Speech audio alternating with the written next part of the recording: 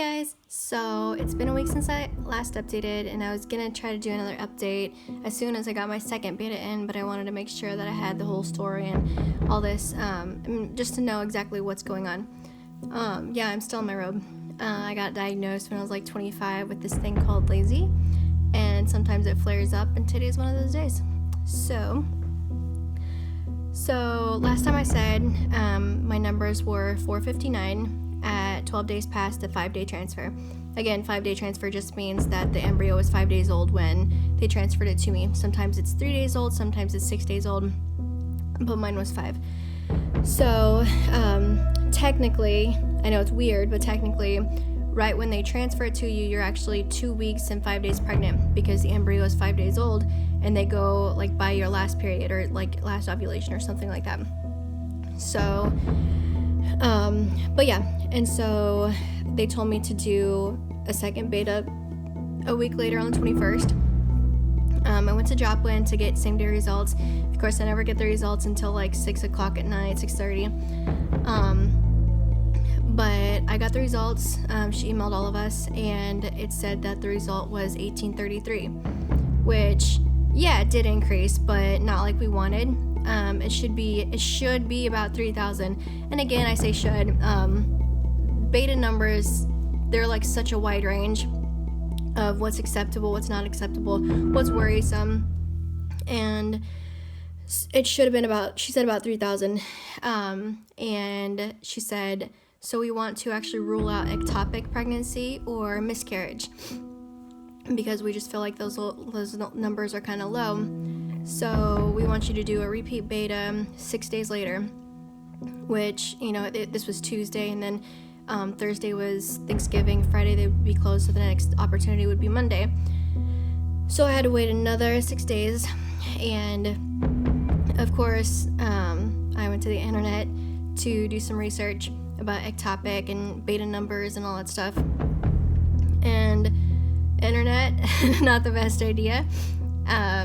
Obviously, you find those horror stories. I didn't even know I was pregnant until my fallopian tube ruptured and I needed emergency surgery because I was bleeding internally.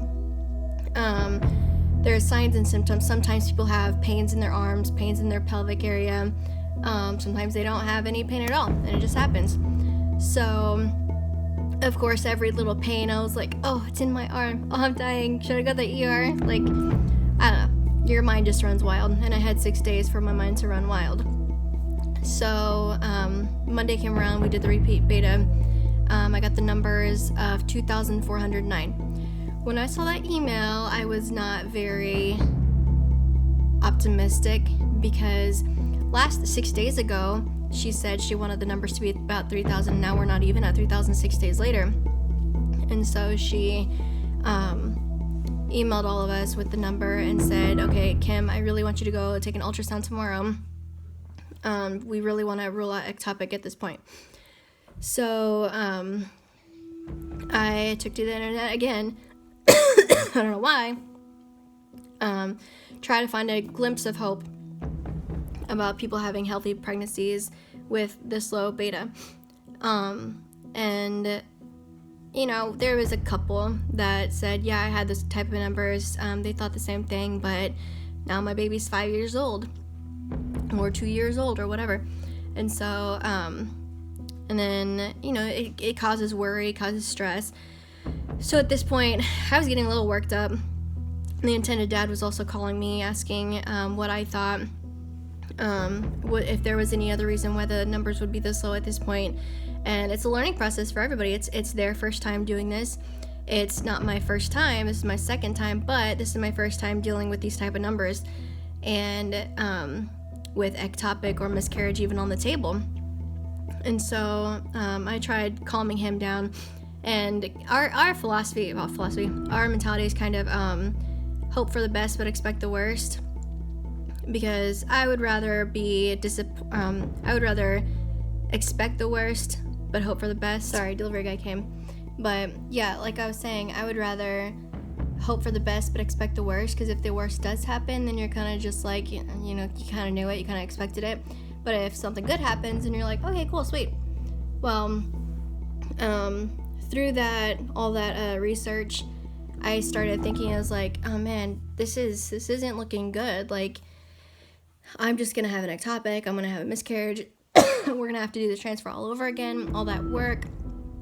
And then I started getting worried and stressed out, and then all of a sudden I heard a voice, and it just said, didn't you, like, why are you worried? Didn't you give this journey to me? And it's true. Like, in the very beginning, I had so many, like I was with an agency, and it took 8 months, and I still never was matched one time. And then I went to a different agency, and then within, I think, like 5-6 months, I had 4 matches. They fell through for one reason or the other, and all that stuff. And I'm just like, okay, at this point, if you want me to have this journey, then it's all on you. Your timing. If you don't want me to, it is what it is. Like, I just give it to God and trust in His plans. I don't want to force His hand. I don't want to, I'm not going to force something that He doesn't want me to have. And so I gave it to Him, and everything started, working out, going smoothly. And so at this point, I was just like, what am I doing? Like, I feel so dumb now because I completely forgot I'm not in charge. And so, and it's all on Him. If He wants me to have this baby for this couple, then so be it. If He doesn't, then take it from my hands. And so I went to bed, because what else, what can you do at this point? Worrying's not, even if something is bad, worrying's not going to help. So I called first thing in the morning to try to see if I can get an appointment for the ultrasound, and they were completely booked. It was the same clinic, or the same OB that I used to do my monitoring. And so they had known the process. They're completely booked, but they said, okay, we know this is kind of an emergency situation. You need to be seen. So let's get you booked. And so they got me in at 8:45. I went in, expecting, with those numbers, you just kind of expect it. And so I talked to my OB, and he was kind of just saying the same thing. Like, yeah, with those numbers, I would say the same thing, miscarriage or an ectopic. So let's go. He did a vaginal ultrasound, and the first thing he says, he goes, well, we can clearly see the baby is in the uterus, so that ruled out ectopic. And I'm like, oh, sweet. And he goes, and we have a heartbeat. And I was like, are you serious? And he goes, yeah, we have a heartbeat. So, and then he was just talking throughout, we have some, like, here on your ovaries, we have this measures this, and I'm just like, I don't even care, like, we have a heartbeat. And so, and that's when it really hit me that I wasn't trusting. Like, yeah, I said, this is your journey, it is what it is, but then once things kind of start moving, you kind of forget that it had nothing to do with you. Like, it's still His journey. You gotta trust. So I'm learning trust. Of course, you always say, yes, I trust you. But when something bad happens and you just kind of start worrying, and then you start remembering, wait, why am I worrying? He has this. He's got this. So, it kind of just proves that you don't have any control over it. And you need to trust. So, of course, this is the only time that I forgot my phone at the house. So he actually let me take a picture with his phone and send it to my phone so I could send it to the intended parents. And then he also gave me some printouts. But yeah, so I went home, and my husband was on the couch, and he fully expected the same thing. He's like, so what happened?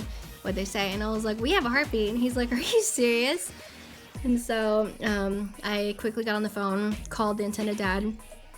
And then he missed a couple calls, but then he called me back, and he fully expected the same thing. And I go, yeah, I went in for the ultrasound this morning, and we have a heartbeat. And he goes, what? And I go, yeah, we have a heartbeat. Like, it's not only in the uterus, but we have a heartbeat. And he's like, oh my goodness, I can't even tell you what I feel right now. It's not happy, because happy is like, you win a basketball game. And he's like, that's not what I feel right now. And he's like, I'm so excited. You have no idea. He's like, I have chills, like, going up my back, up my neck, into the hair that I don't even have, because he's bald. And then, but yeah, he he was so excited. And this is one of the good things. I mean, even the OB was saying that he was shocked. He's like, with those numbers, I'm completely shocked. He goes, but right now the numbers don't even matter. Like, who cares about the numbers? We have our heartbeat. And so I was telling him about how the ultrasound went, and then he was like, awesome. And so what was I gonna say? But yeah, I don't remember what I was gonna say. Oh, this is the great part. It kind of just reassures you that you're in the right place. When you expect the worst, you're told that this is probably what it's gonna be. Our doctor in the clinic gave us 50% chance that, yeah, sure, you'll go on to have a healthy pregnancy, and the other 50 would be one of the two, ectopic or miscarriage. And he didn't want to give us false hope, but he also didn't want to, crush our dreams and everything, because there's still that chance. So the clinic was ecstatic, we're ecstatic, the OB was ecstatic, and just reaffirms that I'm supposed to be in the right place. Like, what I'm doing is, like, yeah, it's stressful, it's hard, it's not fun taking all these pills and shots and everything, but it really kind of gives you insight to what people deal with infertility. I've never struggled with infertility. I've had to do like the shots and everything, but that's not even, like, that doesn't even touch what people with infertility even deal with, like their emotions, everything that happens, and like the ectopic talk. I had never dealt with that. I had never seen firsthand or felt firsthand what that feels like to know you're pregnant and then all of a sudden it be taken away. But yeah, and so all these things, or chemical pregnancy, like, I like to continue taking tests even after home pregnancy tests, even after my first beta comes in, because there's still chemical pregnancies that can happen, and if you continue to test, then you can see if the line is getting lighter, and if the line's getting lighter, that means you're probably having a chemical. So, like, all these things, like, normal people take a pregnancy test and they're like, yes, we're pregnant, good, let's go to the doctor in a couple weeks, and it's all good. But it kind of just really puts into perspective what these people go through, and the heartache and the confusions and all the emotions. I mean, it's insane. But I'm just glad I can help. A lot of people say, oh, you're amazing, you're an angel, but it definitely feels weird hearing that, because I'm not. Like, I'm just helping out. I don't know, it's just okay, rabbit trail. But anyways, I'm just happy I can do this and help other people, and I love seeing their reactions when something does go good, because they've been through so much, and you're just happy to be part of it. And but yeah, so right now I definitely feel pregnant. I'm getting cramps here and there, some twinges, some nauseous. I'm really nauseous at night, especially. Lazy, but I think my husband would say that's probably not due to pregnancy. No, but really. And then the medicine I'm taking estrogen, progesterone, and some people are just like, well, you're pregnant, why would you continue these medications?